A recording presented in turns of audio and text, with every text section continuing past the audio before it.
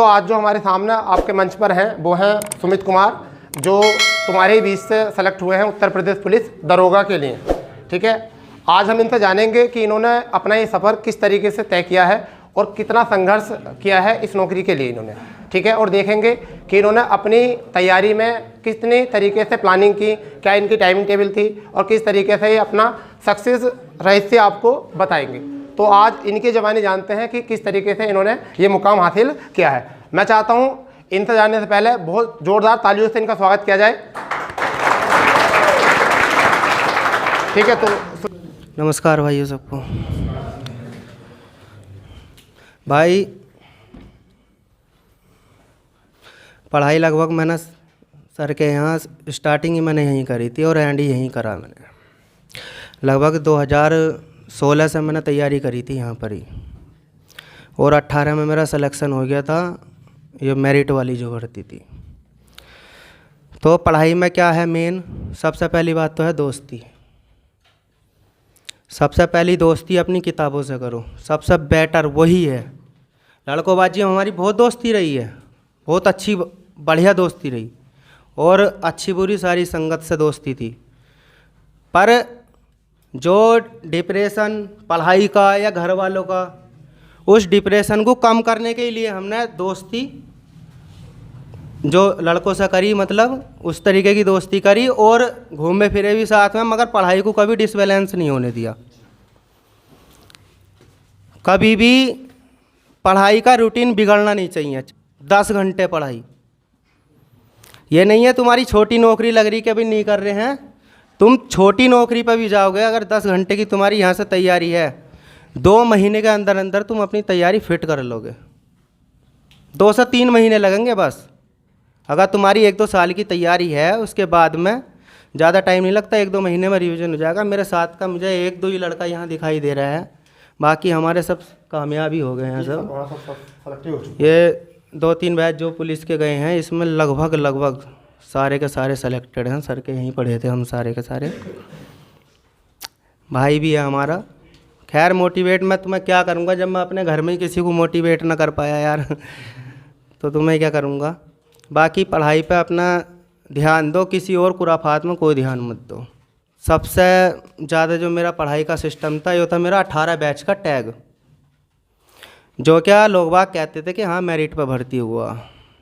उन्हें सबसे पहले तो मैं ये बता दूं, सबसे टफ वैकेंसी 18 बैच ही आई है।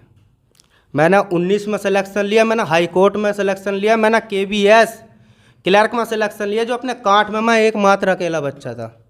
मैंने SI में सिलेक्शन लिया, मैंने असिस्टेंट लोको पायलट में सिलेक्शन लिया रेलवे में। मेरे पास में आज 4 ज्वाइनिंग मेरे घर में है, एक मैं ले नहीं पाया था किसी कारणवश। तो पढ़ाई में किसी को दिखावा नहीं करना, कभी भी। दिखावा तो बहुत ही बुरी चीज़ है। हमने आज तक कभी हमारे साथ दिखावा नहीं करा हो, कभी भी। देखिए, इनका ये बहुत कीमती टाइम है कि इन्होंने हमारे लिए, हमारे मंच में इतना टाइम दिया कि तबीयत ख़राब होने के बावजूद भी ये हम सबके बीच में उपस्थित हुए। ये क्यों उपस्थित हुए? क्योंकि इनको मैंने कॉल किया था कि भाई एक बार बच्चों को आकर थोड़ा मोटिवेट करना, क्योंकि बच्चों को लगना चाहिए। कुछ बच्चे सोचते हैं कि हमारी तैयारी जो है केवल जब हम पढ़ाई करते हैं उसी समय होती है।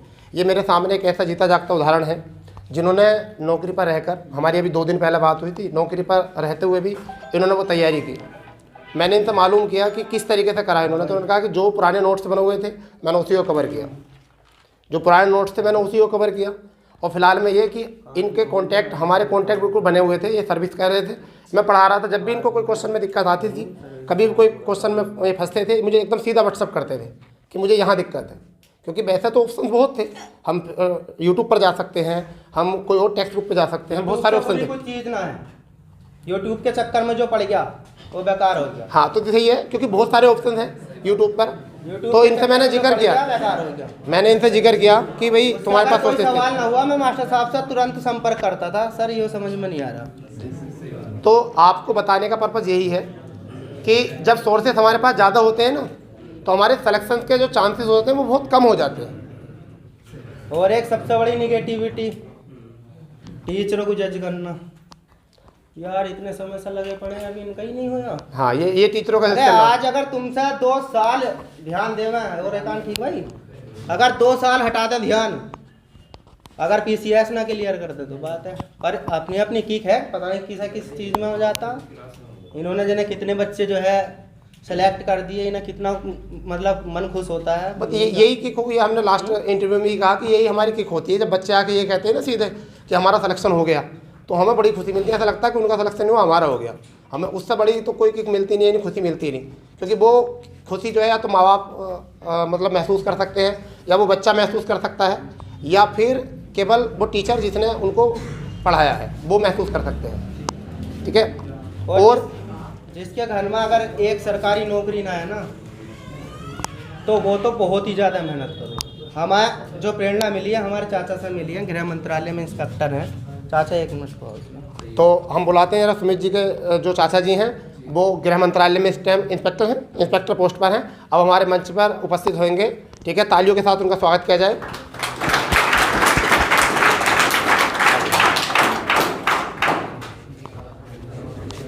नमस्कार सर। मेरा नाम राजवीर सिंह है और मैं गृह मंत्रालय में समय इंस्पेक्टर के पद पे लगा हुआ हूँ इस समय। मैंने भी ठाकुर द्वारे से जो है इस अटेंड की थी और काफ़ी अच्छी तरह मेहनत की थी मैंने। तो हमारे साथ भी एक माट साहब ऐसे ही थे जो पढ़ाते थे, हमारी उम्र के ही थे वो भी। वो आजकल यहाँ पर मुजफ्फरनगर में जज के स्टेनो है। तो जहाँ कर ये बोलते हैं ना कि साहब जज करने वाली बात, तो जज भाई एक टीचर के लिए उससे बड़ी बात हो ही नहीं सकती कि उसका बच्चा जो है वो लग जाए कहीं। और देखो आप सब लोग बालिग हो, कोई ऐसा नहीं है नाबालिग ही हैं, ये बच्चियाँ भी हैं। मैं एक बात स्पष्ट बोलना चाहूँगा एकदम ओपन इन बच्चियों से भी, पढ़ना है, सिर्फ पढ़ना। अपने दिमाग में ये रखना है कि पढ़ना है। तुमने मौज मस्ती जो करनी है ना वो बाद में करनी है। और मैं लड़कों से भी बोल रहा हूँ इस चीज़ के लिए, जो तुमने कुछ भी खुराफात करना है वो बाद में, पहले कामयाब होकर दिखाओ ना। अरे तुम्हारे चक्कर में तुम्हारे जो पीछे माँ बाप है ना, उनको कितनी आशा बनी हुई है तुमसे कि यार हमारे लिए जो है हमारा बच्चा इतनी दूर जा रहा है, और तुम कर क्या रहे हो वो तो तुम्हारे ऊपर डिपेंड करता है ना, तुम क्या कर रहे हो भाई। तो मेरा मतलब तो इतना ही है कि भाई मैं भी कामयाब इसी तरह वैसा हुआ, बाकी इन्होंने बहुत को कामयाब कर दिया है। और आप लोग भी, लास्ट में मैं यही कहूँगा, बुरी संगत से दूर रह के अपने दिमाग से फतूर निकाल के सिर्फ दोस्ती जो करनी है वो किताबों से ही करनी है। और भाई 10 घंटे से कम कोई पढ़ाई करेगा ना तुम में से, तो मुझे तो लगता नहीं कोई होता है जो ऊपर से ईश्वरीय रूप जो होता है ना किसी के अंदर, वो ऑटोमेटिक एक बार देखता छप जाता है। ऐसा कुछ नहीं है, आपको बार बार उसको रिपीट करना पड़ेगा, तब भी कामयाब हो सकते हो आप लोग, बाकी नहीं हो सकते हो। ठीक है। और आप लोग जितने बच्चे हैं, आप लोग ना तो बहुत ही ज़्यादा विशेष तौर से ध्यान देना। आप घर से आए हो ना, तो आपके माँ बाप वगैरह जो है उन्होंने भेजा आपको, यार हमारी बेटी कुछ करके दिखाएगी, और करके ना दिखा के तुम उल्टे पुल्टे दिमाग लगाओ, तो आपके लिए तो जो आपके पीछे वाली जो जनरेशन है ना, जो आपकी छोटी बहन होगी या आपके भाई की बच्ची होगी, वो और बोलेंगे पता है कि यार ये इतने दिन 2 साल 3 साल इसने क्या किया वहाँ पर। तो आपको तो इन लड़कों से ज़्यादा मेहनत करनी चाहिए और इनको दिखाना चाहिए कि देखो हम कामयाब हो गए, ताकि आपके टीचर को आपके ऊपर नाज हो कि हाँ भी कुछ किया इन्होंने। बस बाकी तो आप लोग समझदार ही हो। धन्यवाद। शुक्रिया सर। तो अभी आपने देखा कि किस तरीके से सुमित कुमार जी ने जो है अपनी जर्नी तय की है, और आज इस अच्छी पोस्ट पर यानी कि उत्तर प्रदेश दरोगा पोस्ट पर उन्होंने अपना चयन लिया है। ठीक है भाई, यहाँ तक की जर्नी के बारे में मैं बताना चाह रहा हूँ। हमारा तो रूटीन यहाँ से ही बन गया था, जैसे हमारे मास्टर साहब ने बताया हमें। मैं यकीन नहीं आने का भाई, इतनी सी हम रफ लेकर आते थे अपनी, हमें कोई पढ़ने वाला बताता ही नहीं था यार। सबसे बढ़िया हमें मज़ा उसी में ही आता था, हमें कोई पढ़ने वाला नहीं बताता था। यहाँ से लेकर गाँव तक में 2-3 साल वैकेंसी ना आई, बहुत लेक्चर सुने लोगों के। तुम्हें ऐसा लग रहा होगा मैं भी लेक्चर ज़्यादा दे रहा हूँ इस टाइम, ना लगता है भाई। लेक्चर बहुत सुने गांव के भी, और जो 1-2 यहाँ कामयाब होता था उसके भी बहुत सुने जो पर्सनली, मगर वो बुरा नहीं लगता था जो कामयाब यहाँ से होकर जाता था ना, और फ़ोन पर कहता था, क्योंकि उसे थोड़ा सा हमें लगाव था, इसीलिए वो हमें सुनाता था।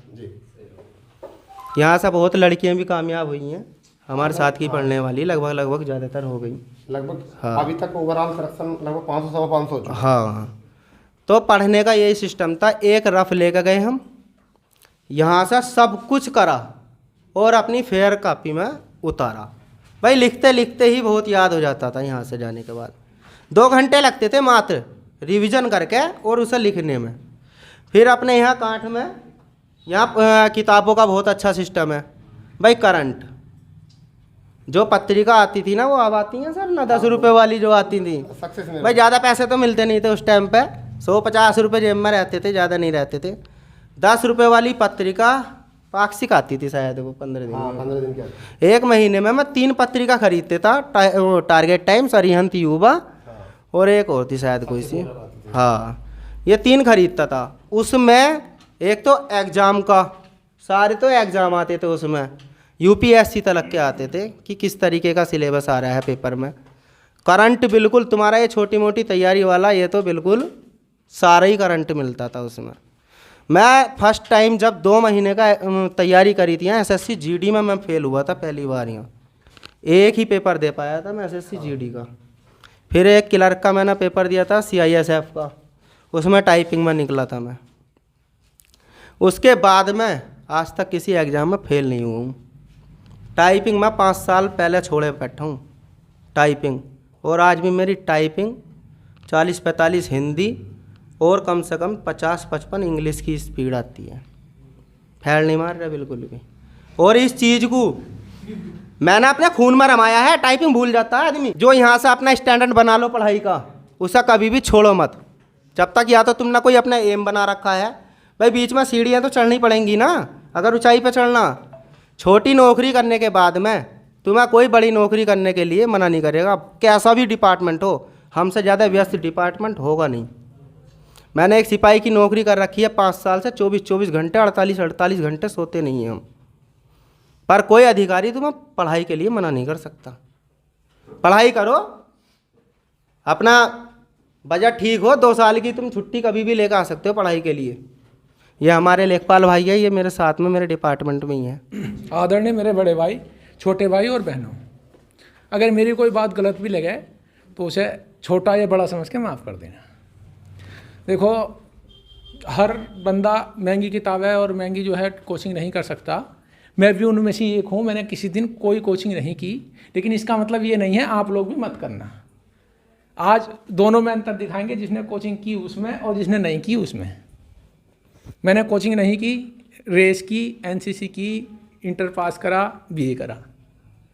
मुझे नौकरी मिली, इन्हें भी मिली। मुझे इंडियन आर्मी में मैंने 2 साल सेवा की, उसके बाद यूपी पुलिस में सिलेक्शन हुआ। लेकिन मेहनत अलग रंग लाती है। हम दोनों एक ही साथ भर्ती हुए थे।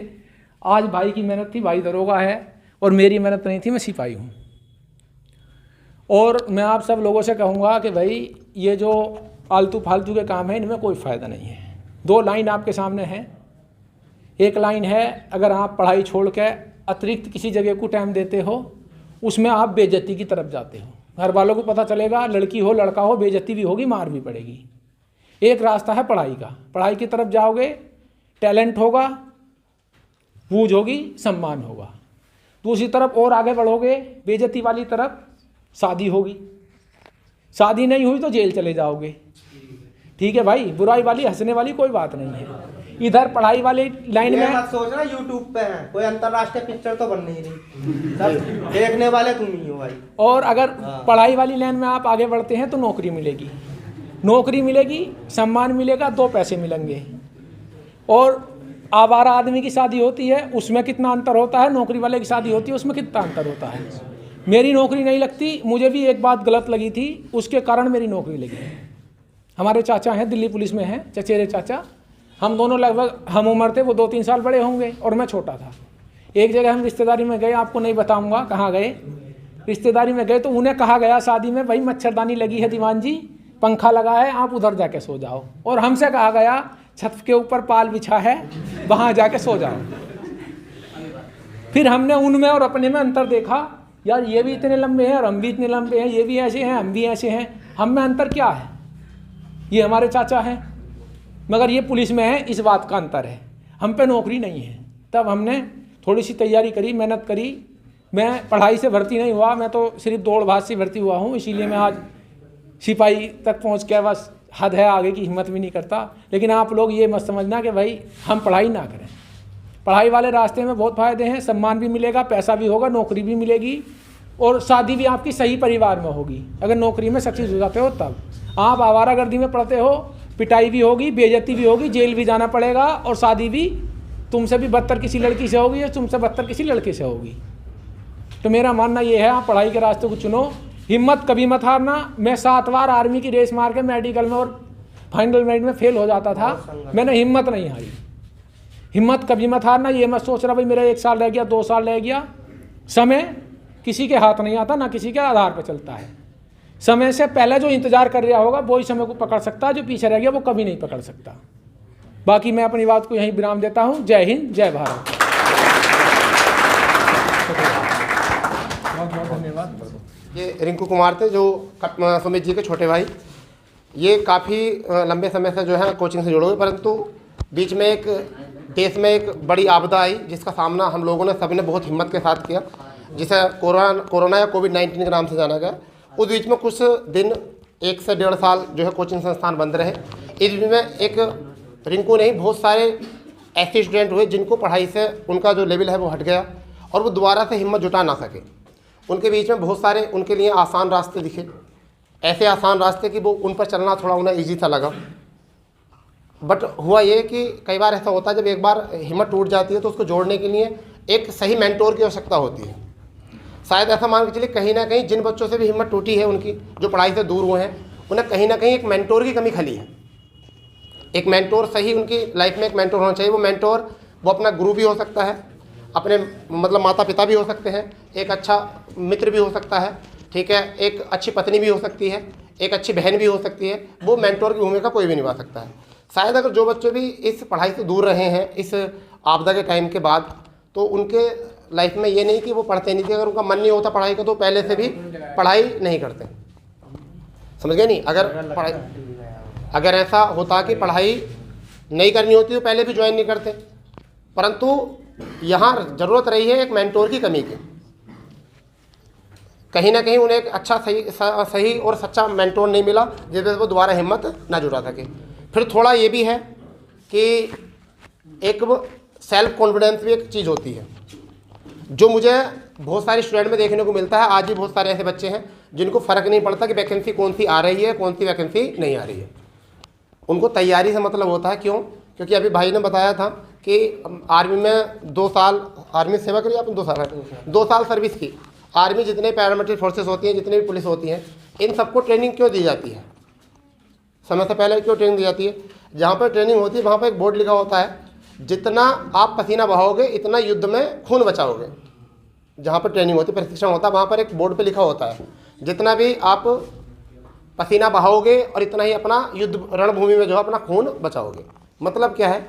आपको प्रशिक्षित किया जाता है, वहाँ पर आपको ट्रेन किया जाता है। वो इसलिए किया जाता है कि जब भी देश पर कोई भी विपत्ति आए, आपदा आए, आप अगर ट्रेंड है तो आप दुश्मन का सामना कर सकते हैं।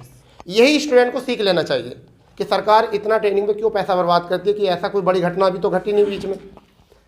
तो स्टूडेंट को सीखना चाहिए कि हम कोचिंग संस्थान पे आकर या सेल्फ स्टडी करके, ठीक है, या हम सेल्फ स्टडी भी जब भी कर सकते हैं जब आपको कुछ पता है सिलेबस के बारे में, ठीक है, यानी अपनी तैयारी करके हम वो ट्रेनिंग पूरी कर रहे हैं, रणभूमि में उतरने के लिए तैयार हो रहे हैं। ये पता नहीं किस समय वैकेंसी आ जाए। जैसा अभी हाल ही में सरकार ने उत्तर प्रदेश हाई कोर्ट की वैकेंसी दी थी, उसमें विज्ञापन के 20 दिन बाद एग्जाम करा दिया। तो जो बच्चे तैयार थे पहले से ही, जो पहले से ट्रेंड थे, वो रणभूमि में बस वो रणभूमि में उतरे और उन्होंने सिलेक्शन ले लिया। और जो लोग ये सोच रहे थे कब वैकेंसी आएगी, कब नोटिफिकेशन आएगा, कब हम तैयारी में जुड़ेंगे और कब हम दोबारा से तैयारी करेंगे, और जब हमारा एडमिट कार्ड आ जाएगा और जब हम जाएंगे कोचिंग संस्थान पर, फिर टीचर जाकर कहेंगे सर 20 दिन है मात्र, अब तुम्हारी जिम्मेदारी कैसे भी करो। क्योंकि टीचर के पास है अलादीन का चिराग, वो उस पर हाथ घुमाएगा और कह देगा आयुष्मान भवो, ठीक है, कि तुम्हारा कल्याण हो। ऐसा कहीं नहीं होता। मेहनत मांगती है, नौकरियाँ पहले मिलती थी, आजकल नौकरी कमानी पड़ती है। और इसके पीछे मैं एक थोड़ी सी स्टोरी ऐड करना चाहता हूँ। लगभग सिलेक्शन से पहली बात है सुमित जी के।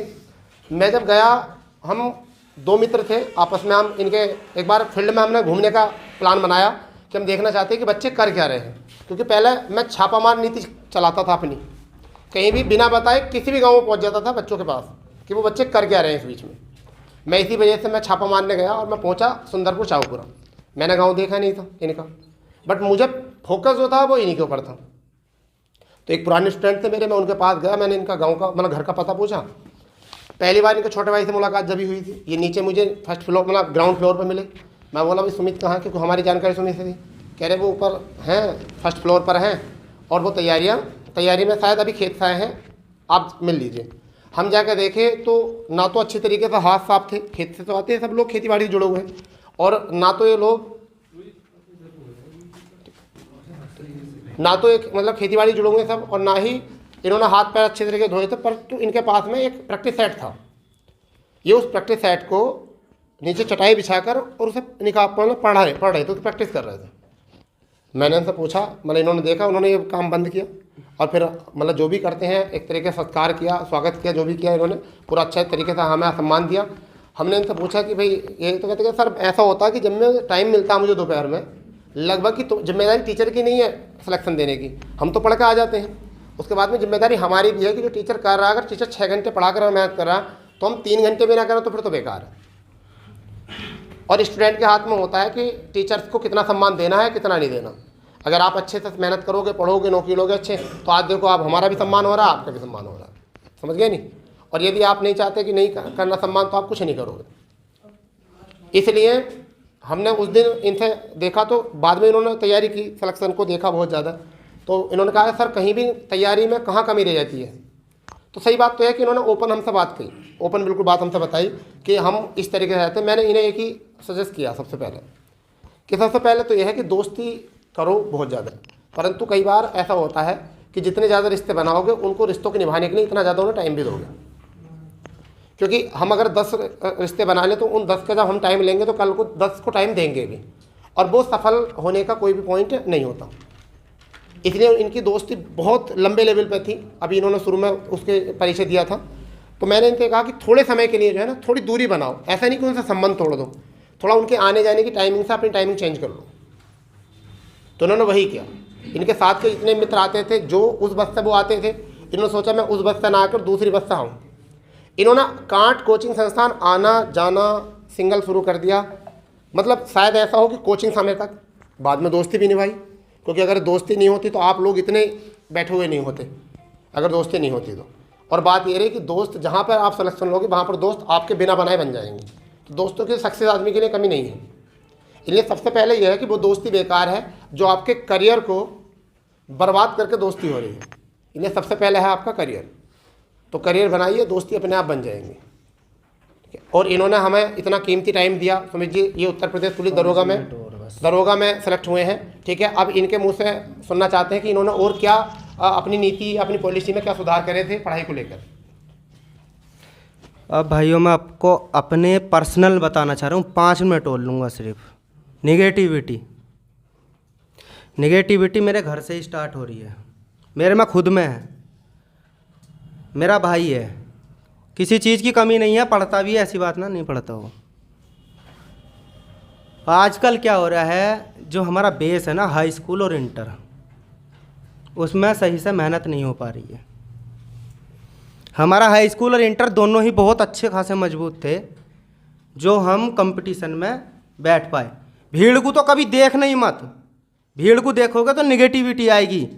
मैंने आज तक जो फॉर्म डाला मैंने कभी नहीं देखा। लड़के कह रहे यार 12.5 लाख फॉर्म भरे हैं भाई इसमें दरोगा में। अरे भरे होंगे, मुझे तो एक वैकेंसी चाहिए मेरी। निगेटिविटी ये है इसमें भाई, हाई स्कूल और इंटर में तुमने मेहनत नहीं करी, 8 घंटे अगर कंपटीशन में चाहिए तो तुम 11 घंटे तो पढ़ सकते हो भाई। 1-2 महीने ही बस 11 घंटे पढ़ लो तुम, फिर उसके बाद में फिर तुम भी 8 घंटे आ जाओगे। और मैं लिख के दे रहा हूँ, अगर जिसका बेस मजबूत नहीं है ना हाई स्कूल इंटर, 10-11 घंटे से अगर वो कम पढ़ रहा होगा ना, वो परेशान रहेगा एक सिपाही की भर्ती के लिए भी। और हमारे साथ हुआ तो है यही। निगेटिविटी जो है ना, ये मेरी बहनें बैठी हैं ये सारी की सारी, अपने दिमाग में से निगेटिविटी निकाल देना कि हम लड़की हैं कुछ ना कर पाएंगे, या फिर यो विभाग बदतमीज है या वो विभाग बदतमीज है, विभाग माओ पुलिस अपनी जगह ठीक हो, कहीं कोई नुकसान कहीं कुछ कोई दिक्कत नहीं है। हमारे यहाँ से हमारी ये बहन आ रही है, नीतू हमारी बहन है, इसने कदम बढ़ाया है हमारे यहाँ से, वरना कोई लड़की पढ़ने नहीं आती थी यहाँ काठ में। इसने कदम बढ़ाया है और ये लगभग पढ़ भी रही है, रेगुलर पढ़ रही है। यहाँ से अगर इसने मिस करा है इस सेंटर से तो कहीं और पढ़ी है पास की वजह से, पर पढ़ी है और मेहनत कर रही है, कहीं ना कहीं कामयाबी हुई अगर पढ़ती रही तो। 1 साल के अंदर अंदर शहरे के शहरे 35,000 कुछ वैकेंसी पुलिस में आ रही हैं, भर्ती हो गई इस सेंटर पर अगर इस दिमाग में से नेगेटिविटी निकाल दी। तो इसी के साथ जो है हम अपनी बात समाप्त करते हैं। ठीक है, थैंक यू, धन्यवाद।